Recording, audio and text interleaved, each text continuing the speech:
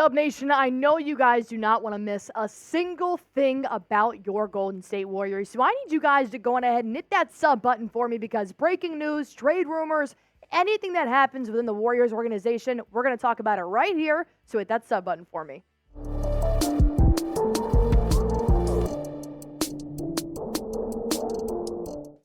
What's going on, Warriors fans? I am your host of Warriors Today by Chat Sports, Allie Barefoot, and on today's show, we're going to be breaking down some possible trade targets with a pretty familiar name that I think most Warriors fans are going to enjoy. But first, there have been several Warrior players who have come out and stated their frustrations with head coach Steve Kerr, with the organization, and with the NBA trade deadline coming up on February 8th, it makes me wonder if maybe it's time for a big blockbuster trade to put the Warriors back on track. Well, that player might be Pascal Siakam. I think he's been having a good season so far for the Toronto Raptors. He's got a lot of assets that could be pretty beneficial for the Warriors this season, but what would it take for the Warriors to give up to be able to obtain the former NBA champion? Well, let's go ahead and break down some reports that have come out, especially from Tim Bontemps on Pascal Siakam, saying league sources expect Toronto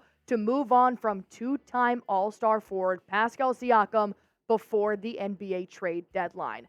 Well, this would be a pretty significant move considering he's nearly a 23 points per game shooter, 6.6 rebounds per game, which would really help behind Kevon Looney's 7.9 rebounds per game. He's shooting over 50% from the field, which is more than Jonathan Kuminga right now, and his three-point percentage is definitely not there yet. But hey, if you're going to be playing with some Splash Brothers, you might not necessarily need to be shooting threes as much. Overall, I think offensively, Pascal Siakam could really complete the Warriors. When you've got somebody like Draymond Green, pending when he does return, he can handle things defensively. But on the offensive side, we need another 20-point scorer other than Steph Curry, and I think Pascal Siakam is the type of player that is win-now talent. It can help the Warriors get to the next level this season. So before I break down any types of big trades on today's show, I want to ask you guys, should the Warriors trade for Siakam? Type Y for yes, type N for no. Let me know how you guys feel about this potential player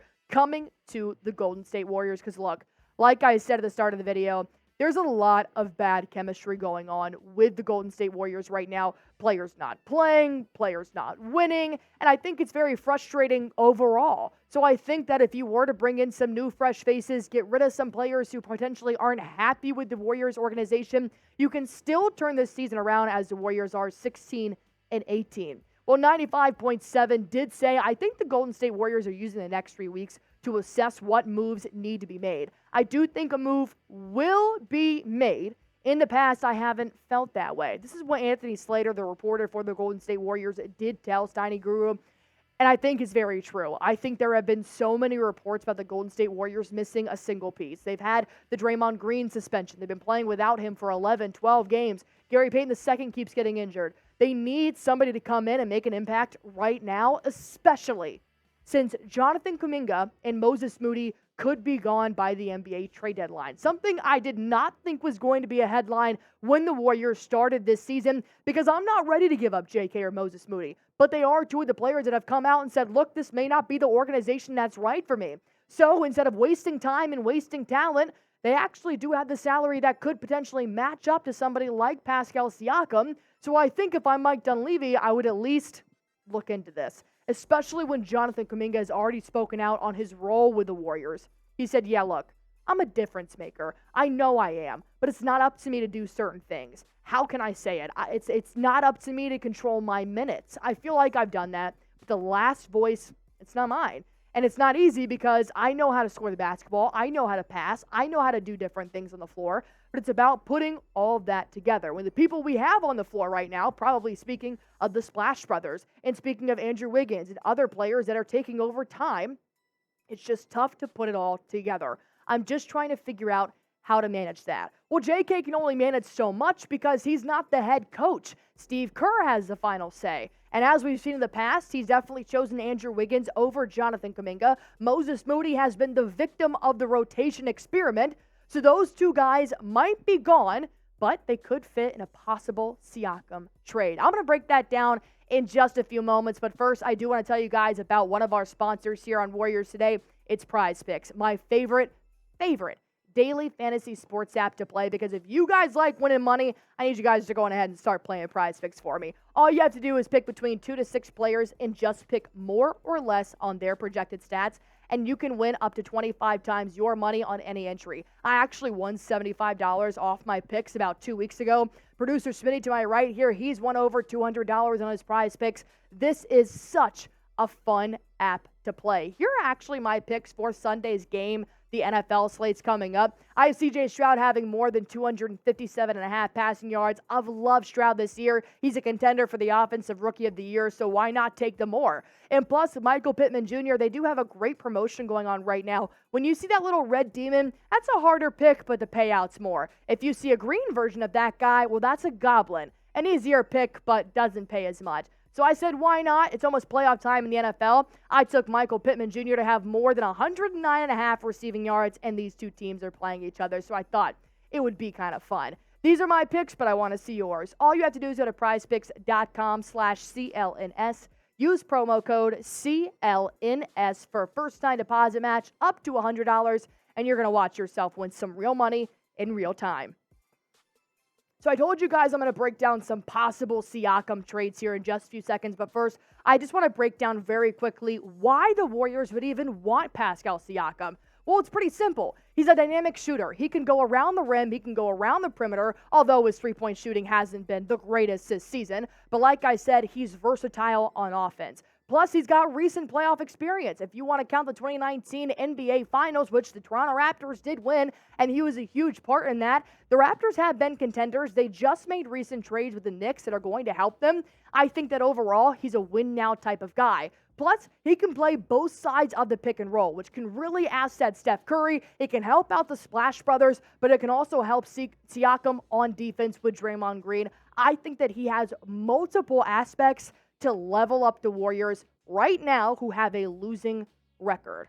Well, Chris Haynes also thinks so. He did tweet this out. He said this on a podcast, said the Golden State Warriors are a team to watch for Pascal Siakam, per Chris Haynes. There's a wild horse team out there that I've been told to look out for by rival executives, the Golden State Warriors. I do think ultimately this will be the trade deadline where Pascal is eventually moved. So don't be surprised if this does happen. But the main question is, what will the Warriors give up to be able to obtain Siakam? Well, here is what I broke down for possible trade option number 1 for what the Warriors and the Raptors might switch to be able to make this work for everybody. Of course, the Warriors would just receive Pascal Siakam, which is about $37 million a year. So you're going to have to give up a whopping $30 million salary with Chris Paul. Jonathan Kuminga and Moses Moody do equal up in that salary as well. And then Guy Santos there for about $1 million. But you got to also offer a first-round pick. The Raptors are not looking to rebuild right now. They're looking to win right now. And those players could definitely make that happen. But why would the Raptors do this? Paul is an expiring contract. $30 million. They do not have to keep him long-term, which is pretty much music to somebody's ears that doesn't want to rebuild, and you've got a 38-year-old point guard on your team. Plus, the Raptors, like both Moody and Kuminga, they have experience on a championship team. They've been working with Hall of Fame players like Klay Thompson, Draymond Green, and Steph Curry. So these aren't younger guys that just don't get any playing time. That's the whole reason why they want a trade, is because they're not getting enough playing time. But that leads me to the second possible trade the Warriors and Raptors can do. This time, the Warriors would also receive Otto Porter Jr., but they would give up Gary Payton II instead of Guy Santos and still be giving up that 2025 first-round draft pick. The reason why I'm not the biggest fan of this one is because Steve Kerr already said I have 13 guys a night that need playing time. So you really don't want to add another player in that mix, but giving up 4, especially a small forward like Moses Moody, you could benefit from an Otto Porter Jr. But overall, my opinion only matters so much. I want to hear from you guys. Which trade would you rather do? Trade 1 or trade 2? Type it down below. Of course, trade 1 is just Pascal Siakam coming to the Warriors. And then trade 2 would be Pascal and Otto Porter Jr. But I know you guys are big GP2 fans, so I want to see if you guys would be willing to give him up to go to the Raptors. Overall, losing JK, I think, is going to be a big mistake. You can say that about Jordan Poole. You probably can't say that about James Wiseman. But I think JK is going to be a player that if Mike Dunleavy gives away right now, it could come back to bite him in the you-know-what. But that's just my opinion. He may not be able to compete at the highest level. Same for Moody, but Siakam is a win-now talent. He has won before. He can come in immediately and fit very well in an offensive scheme like Steve Kerr. So I think Siakam would be beneficial, but JK would hurt if the Warriors did lose him.